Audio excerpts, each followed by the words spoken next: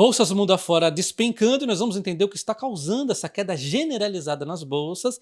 E é muito importante entender os porquês, porque quando a gente entende o porquê, a gente consegue ter mais noção se a gente entende que vai ter uma recessão ou de repente não. Porque se é uma recessão, a depender do nível da recessão, poderia durar anos, inclusive. Então é algo muito mais sério, muito mais severo, realmente quedas mais bruscas, mais tempo nos fundos.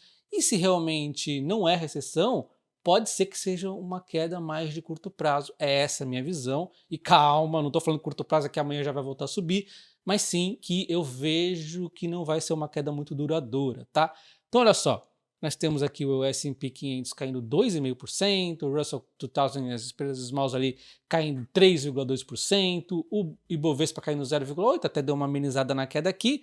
Tudo vermelho, Europa. A única coisa verde que você vê aqui é o quê? É o índice de volatilidade do S&P 500, né? Porque, exceto a volatilidade, tudo tá caindo, tudo vermelho, olha só. Aí a gente vê, vai para a Arábia, começa a ir ali para a Ásia e tal, tudo vermelho, mas uma queda chama atenção, que é o índice Nikkei, caindo 13,5%. Isso aqui tem a ver com o carry trade, que eu já vou chegar lá.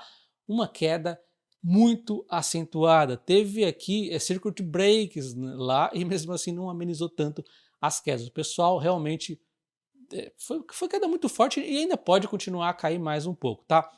Bom, então se a gente volta ali na sexta-feira, nós ainda tínhamos aquela questão da China e Estados Unidos no foco, as bolsas caindo, as commodities também caindo, mas hoje já está um pouco diferente. A gente vê o minério de ferro até se recuperando um pouco por conta de perspectivas de melhoras econômicas na China. A gente não vai falar tanto da China hoje para não ficar extenso o vídeo, mas a gente lembra, né? O que está acontecendo na China? Ela teve um PIB ali que cresceu um pouco abaixo do esperado, era 5,1, cresceu 4,7. O pessoal na sequência ficou esperando, vai estimular, pacote de estímulo ali no setor imobiliário, não rolou, e aí começou a cair o minério de ferro, começou os medos e tudo mais, né? Então ainda está um pouco nisso, mas ó, as perspectivas da economia da China já começam a melhorar. A China é assim, né? Uma hora a perspectiva melhora, piora, parece maluquice isso aqui. Então não é da China, e quando a gente olha os Estados Unidos, aliás, quando a gente olha o barril de petróleo, a gente está vendo uma queda forte acontecendo já nos últimos vários dias, o que não bate muito com uma conversa de medo de conflito, porque o conflito acabaria ali até fazendo subir o petróleo.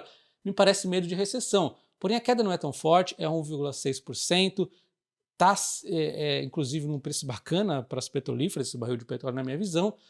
Mas óbvio, nesse pânico generalizado, medo de tudo, o pessoal começa a perder um pouco a razão, pode ser que caia mais, mas não por muito tempo. Esta é a minha opinião. Por que essa é a minha opinião? Porque eu não acredito em recessão. Então, se não tem recessão, não tem uma demanda muito pressionada, e esse petróleo vai daqui a pouco ali, depois dos sustos, voltar a subir. Lembrando, ele pode cair mais por um momento aqui mais curto, porque não acredito em recessão. Quando tem recessão, tudo começa a mudar, as análises ficam piores, né? Porque realmente existem perdas de fundamentos, tá? Bom, e tudo começa no payroll. O que acontece? O payroll dos Estados Unidos veio mais abaixo, conforme eu já havia comentado com vocês na sexta-feira, era esperado 176, ele veio 114, bem abaixo na verdade, né?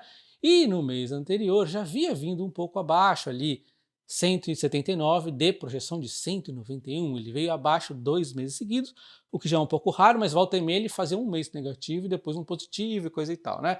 Ele fez 2 negativos, números baixos, bem baixo dessa última, mas assim, será que você vê 2 relatórios de payroll, de criação de emprego ali mais abaixo, já o suficiente para você imaginar que vai ter uma recessão nos Estados Unidos? Precisa muito mais do que isso. Outro ponto que vem acontecendo são as empresas tech tendo muitas delas ali decepcionando o mercado. Mas será que realmente também isso levaria à recessão? Não, porque elas continuam sendo muito lucrativas, muitas delas continuam subindo os lucros. O que acontece é a maluquice do mercado de achar que elas vão subir infinito. Isso não existe. Então o que está acontecendo ali é mais uma correção. Por isso que a Nasdaq tem até uma tendência de cair mais do que o S&P 500.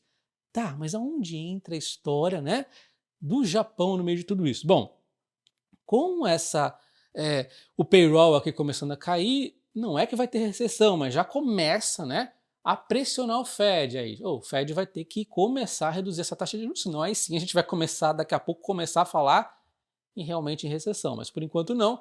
E o que acontece? Então ele vai lá e já começa a expectativa aqui de cada taxa de juros, que no momento está em 5,5%, né? E aí a gente tem ó, o pessoal aqui imaginando uma queda da taxa de juros, olha só, na semana anterior, 11,4% do pessoal achava que ia ter queda da taxa de juros. Chegou na sexta-feira, saiu para 74, agora está em 81. Então assim, daqui a pouco é unanimidade, todo mundo achando que vai ter queda na taxa de juros já no dia 18/9. Então talvez você esteja se perguntando, ué, mas a queda da taxa de juros nos Estados Unidos não é positivo para as ações, para a economia americana e tudo mais? Sim, é, porém o mercado já havia precificado isso parcialmente e tem a própria questão ali do payroll, que essa queda muito brusca deu uma assustada, a questão da recessão e tudo mais, que eu já comentei, e tem o principal aqui que é o Japão que está no foco dessa bagunça acontecendo hoje, pode durar nos próximos dias aí, tá? Então o que acontece? Nós temos o Japão ali com uma longa ressaca após aquela bolha que estourou ali, a bolha ali nos anos 80, 90 ali, né? Onde o índice Nikkei sofreu, ficou décadas ali para se recuperar, o Japão não tinha inflação, não conseguia crescer também, né? É necessário um pouco de inflação ali para você crescer. E aí o que aconteceu foi o Japão, né, diminuindo a taxa de juros. Se você volta ali para 2009, a taxa de juros estava em 0,10, aí você vê a inflação estava até negativa em alguns momentos, mas pós-pandemia ali, depois de 2021, começou a subir como o mundo inteiro subiu.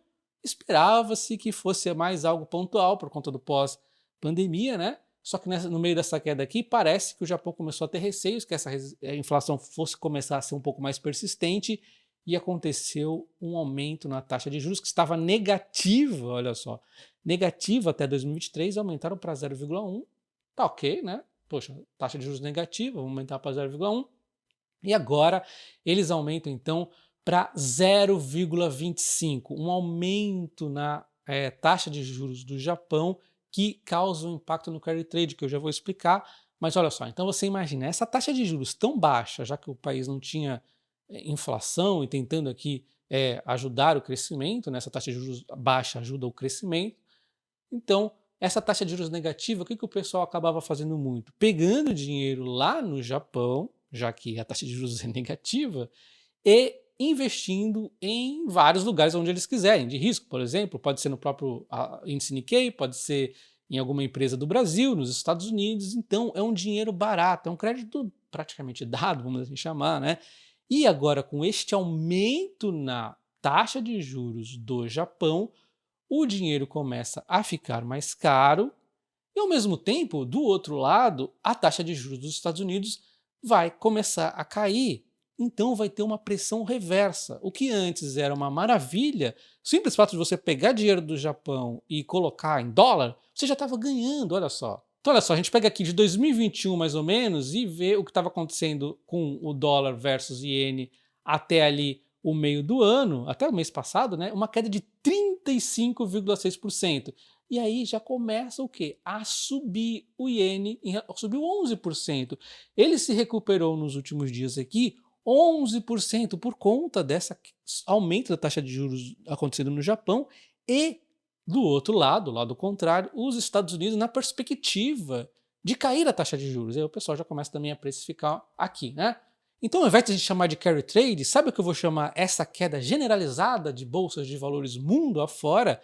Eu tenho uma palavra para isso aqui: desalavancagem. É o pessoal desesperado porque eles estão começando a perder dinheiro, porque, puxa, a taxa de juros do Japão está começando a subir e a dos Estados Unidos está começando a cair, ao mesmo tempo que vem um relatório de empregos nos Estados Unidos ruim, que aí o pessoal já começa a ficar com medo, as empresas tech que é alta infinita já começam a ter uma alta que não é tão assim nos lucros, aí já começa a cair também, começa o pessoal a perder dinheiro e ter o relógio contra eles, né? Porque eles estão vendo ali que agora eles não podem mais ficar ali esperando a recuperação, inclusive, porque, na verdade, a tendência é pior, porque a taxa de juros de um lado está subindo e a outra está caindo do lado contrário do que eles querem. Então, é basicamente uma corrida contra o tempo e o pessoal começa a se desalavancar desesperadamente. Aliado a todo esse cenário macro um pouco tumultuado, causa quedas, provavelmente ainda nos próximos dias, talvez tenha uma recuperação num dia ou outro, né? Vamos chamar de volatilidade.